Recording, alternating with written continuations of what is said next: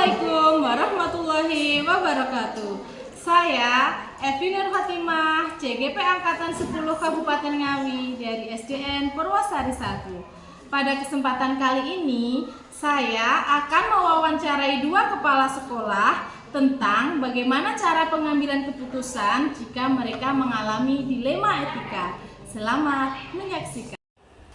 Assalamualaikum warahmatullahi wabarakatuh. Waalaikumsalam warahmatullahi wabarakatuh.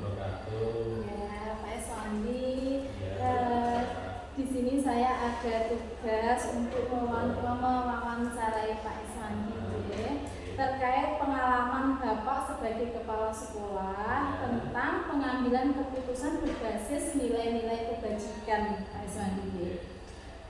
Tentunya Pak Eswandi sudah pernah mengalami beberapa kasus di mana kasus tersebut masuk dalam dilema etika atau rujukan moral, Pak Eswandi. Di mana yang dilema etika itu kasus tersebut antara benar dengan benar, sedangkan rujukan moral itu adalah benar dengan salah. Selama ini Pak Eswandi, bagaimanakah Pak Eswandi mengidentifikasi kasus-kasus yang merupakan dilema etika ataupun rujukan moral tersebut yang selama ini Pak Eswandi? Terima kasih Mbak Evi telah mewawancarai saya untuk tugas-tugasnya, semoga itu tugas-tugasnya lancar. Amin. Pertanyaannya cukup berat dan membingungkan. Ya, tentunya saya sebagai pimpinan manajerial di sekolah ini dalam mengidentifikasi kasus-kasus yang merupakan dilema etika atau rujukan moral itu sering saya alami atau sering saya laksanakan. Dilema etika tentunya, atau dilema etika itu kaitannya dengan saya harus bisa mengambil keputusan itu karena dua hal atau lebih, semuanya baik, saya harus bisa memilih mana yang saya lakukan. Kalau rujukan moral jelas, itu sudah jelas aturannya atau jelas identifikasinya, yaitu apa yang kaitannya dengan berkenaan dengan hukum, itu berarti sudah tidak dipilih karena itu sudah bertentangan dengan hukum. Itu sudah sering kali Mbak Evi seperti itu, kaitannya dengan mana di antara hal-hal yang perlu dihadapi, tapi itu semuanya baik, mana yang diutamakan. Ya. Terima kasih Bapak. Bagaimana selama ini Bapak itu dalam menjalankan pengambilan keputusan di sekolah Bapak itu, terutama untuk kasus-kasus di mana ada dua kepentingan yang sama-sama benar Bapak, yang sama-sama mengandung nilai kebajikan? Ya, yang pertama kalau itu sama-sama baiknya, sama-sama kebajikannya, itu harus kita identifikasi.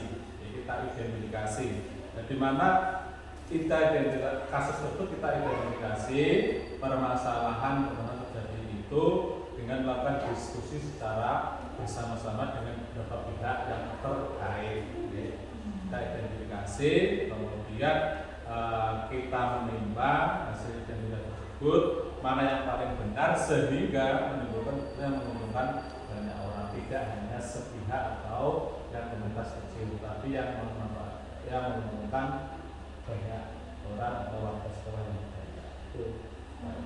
Ya, berarti yang pertama itu kasus itu akan diidentifikasi terlebih dahulu dan didiskusikan dengan teman sejawat Pak Eswandi.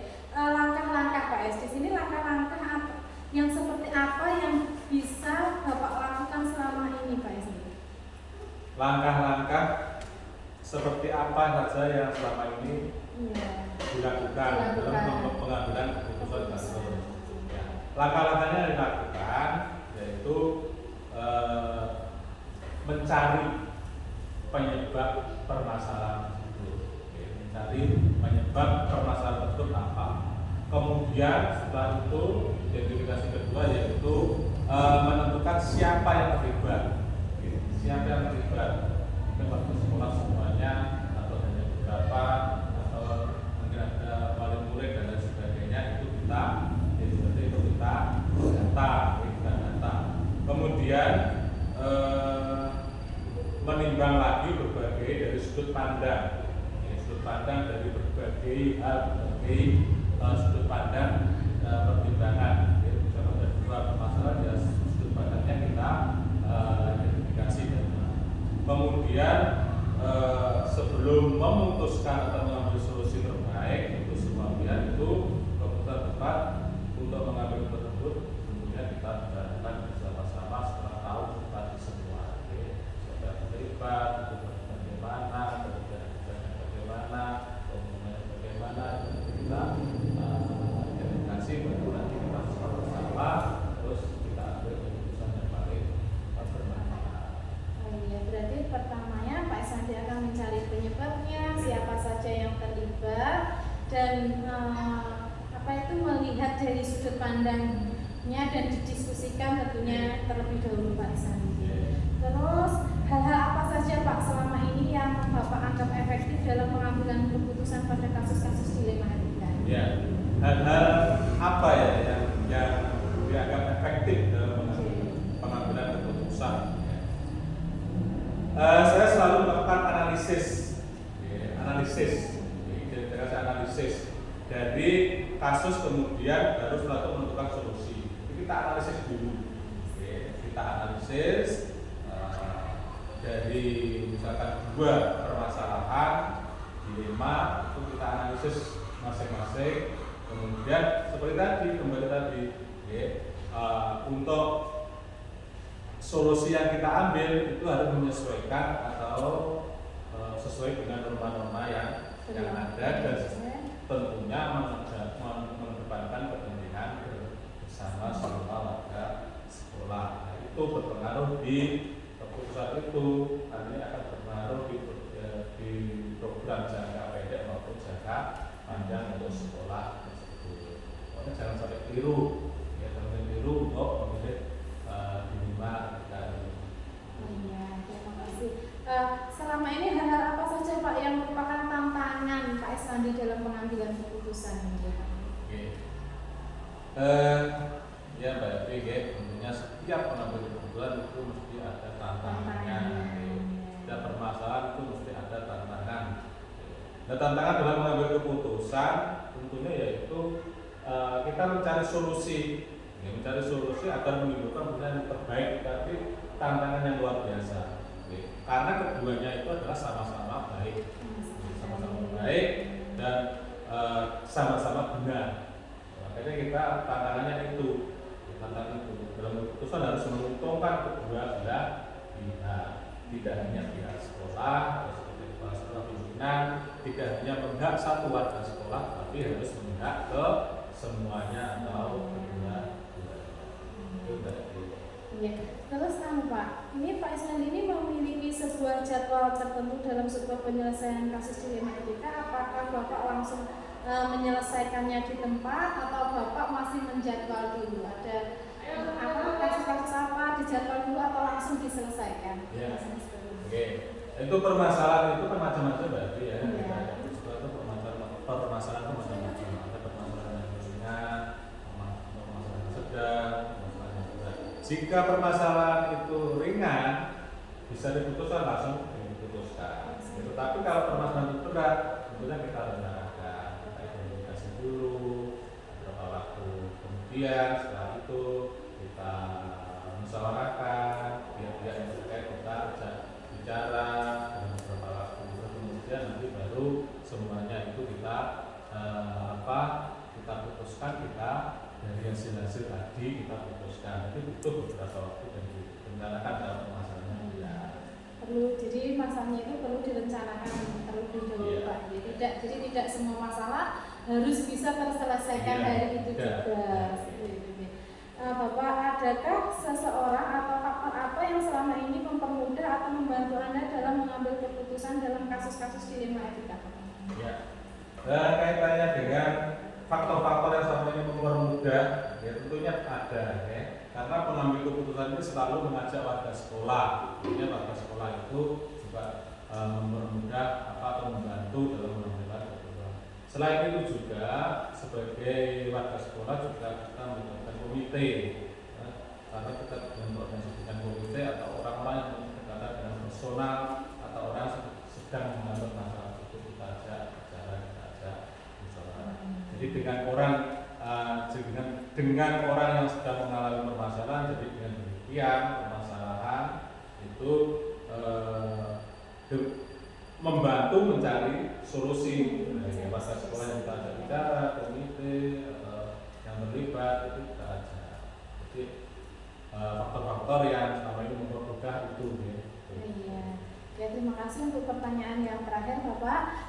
Dari semua hal yang telah Panjenengan sampaikan tadi, pembelajaran apa yang dapat Bapak petik dari pengalaman Anda dalam mengambil keputusan dilema etika ini Bapak? Ya, dalam keputusan ini berarti nanti untuk pembelajaran ke depan mungkin berarti juga dalam generasi pemimpin ke depan yang jelas untuk mengambil keputusan saya menjadi lebih bijaksana karena adanya tadi harus menganalisis permasalahan, kemudian mempertimbangkan dan menentukan solusi. Solusinya harus berpihak pada orang banyak dalam mengambil keputusan. Itu yang saya dapat dari pembelajaran dilema etika ini, karena sama-sama dua-duanya itu sama-sama keputusan benar dan sama-sama dan harus diputuskan, keputusan benar dan harus diputuskan. Makanya itu dalam hal ini kita akan lebih bijaksana dengan adanya pembelajaran di depan. Itu berarti. Berarti adanya pembelajaran ini Pak Iswandi lebih menjadi bijaksana dalam mengambil keputusan apabila terjadi dilema etika. Ya. Terima kasih Pak Iswandi atas waktunya. Di sini saya mendapatkan gambaran Pak Iswandi bagaimana ketika ada kasus tentang dilema etika ini. Semoga wawancara kita kali ini membawa manfaat untuk saya dan Pak Iswandi. Terima kasih atas waktunya. Wassalamualaikum warahmatullahi wabarakatuh. Waalaikumsalam. Assalamualaikum Bu Dini, selamat siang. Waalaikumsalam, selamat siang juga Mbak Evi. Bu Dini, di sini saya ingin mewawancara Bu Dini terkait pengalaman Ibu selama menjadi kepala sekolah tentang pengambilan keputusan berbasis nilai-nilai kebajikan Bu Dini. Tentunya Bu Dini sudah pernah mengalami beberapa kasus di mana kasus tersebut masuk dalam dilema etika maupun rujukan moral Bu Dini. Nah, kalau dilema etika itu kan kasus yang benar lawan benar gitu ya. Sedangkan yang rujukan moral itu benar lawan salah.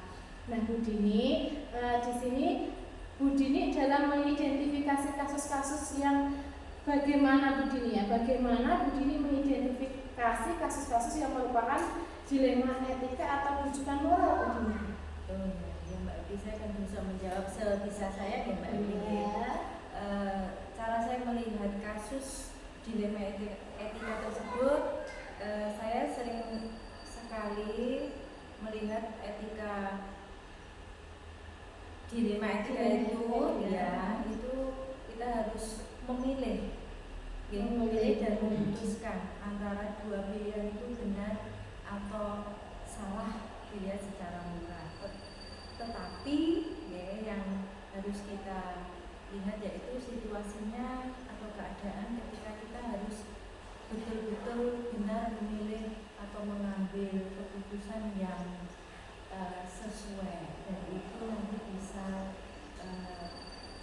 berdampak terhadap kepentingan orang.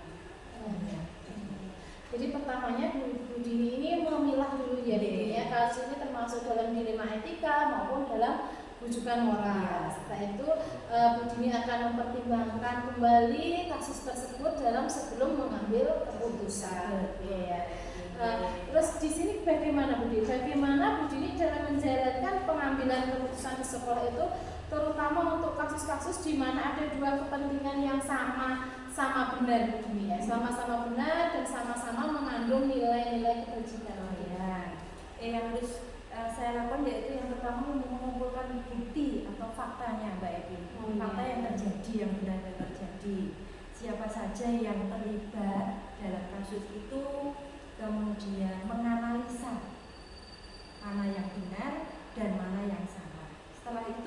kita berusaha membuat alternatif atau solusi bagaimana kasus tersebut bisa kita selesaikan, kemudian membuat keputusan yang terbaik, di mana keputusan itu nanti benar, tidak merugikan atau tidak ada orang yang dirugikan.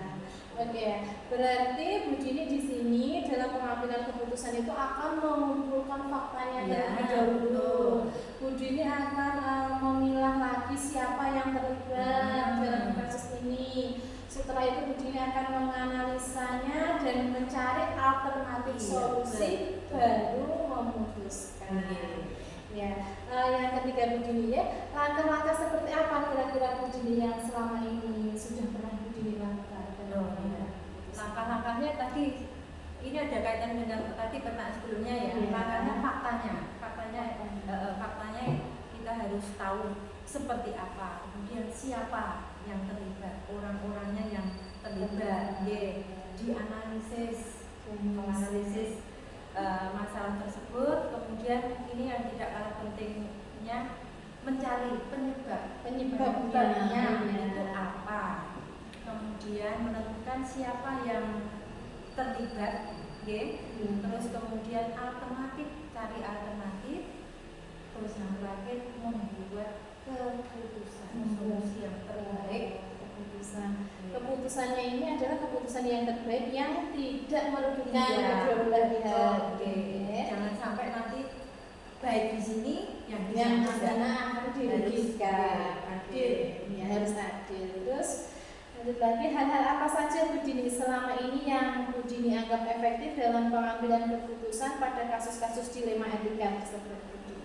Nah, ini yang perlu kita lihat ya, yang perlu kita utamakan itu menelaah dulu siapa yang terlibat, kemudian waktunya mendesak enggak, ini harus segera diselesaikan atau tidak kasus ini. Terus kemudian lagi solusinya, solusi terbaik yang bisa kita gunakan. Kemudian ini yang tidak kalah penting, mengedepankan kepentingan bersama, jangan sampai sepihak. Seperti itu Mbak Eki. Mengedepankan kepentingan bersama agar tidak mengedepankan kepentingan pribadi tentunya. Karena kita kan dalam satu lembaga itu harus memperhatikan kepentingan warga. Jangan hanya jangan pilih kasih seperti itu. Di sini tantangan Bu Dini, tantangan dalam mengambil keputusan kasus-kasus dilema etika itu, tantangannya apa Bu Dini yang selama ini Bu Dini alami? Tantangannya ini yang agak apa ya, namanya dilema, tantangan ya. Ini pasti ada. Ini biasanya keputusan itu. Keputusan yang kita anggap terbaik itu kadang belum tentu baik.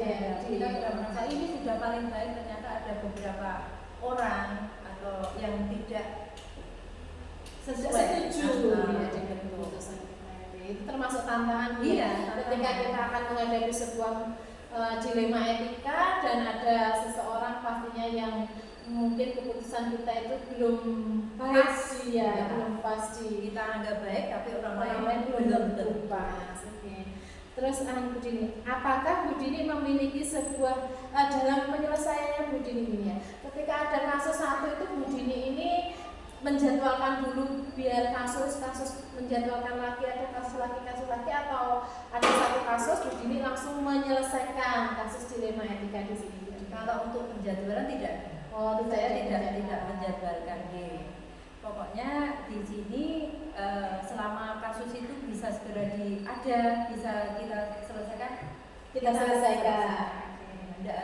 harus sekian enggak. Pokoknya bisa diselesaikan.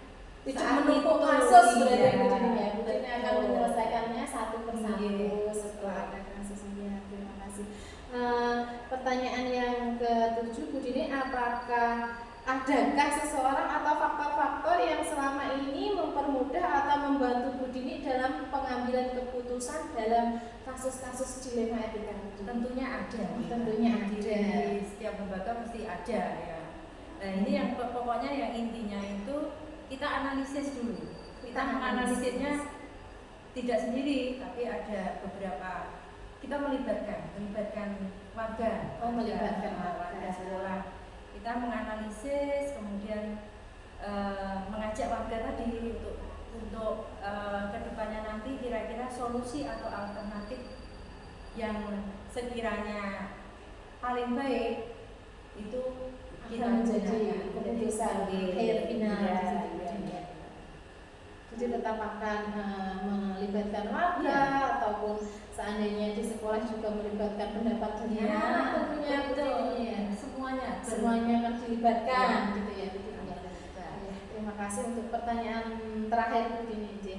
Dari semua hal yang telah Bu Dini sampaikan tadi ya, pembelajaran apa yang dapat Ibu petik dari pengalaman Ibu selama mengambil keputusan ketika Ibu mengalami dilema itu? Iya, begini Mbak Evi.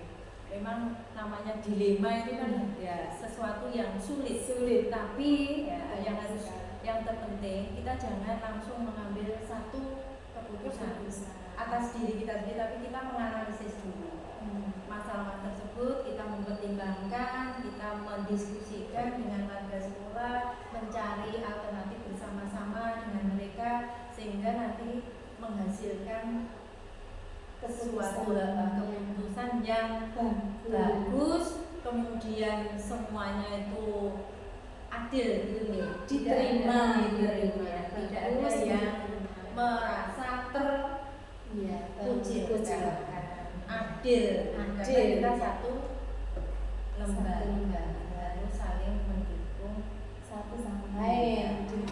Ya, Bu Dini, terima kasih atas waktu yang telah diberikan kepada saya.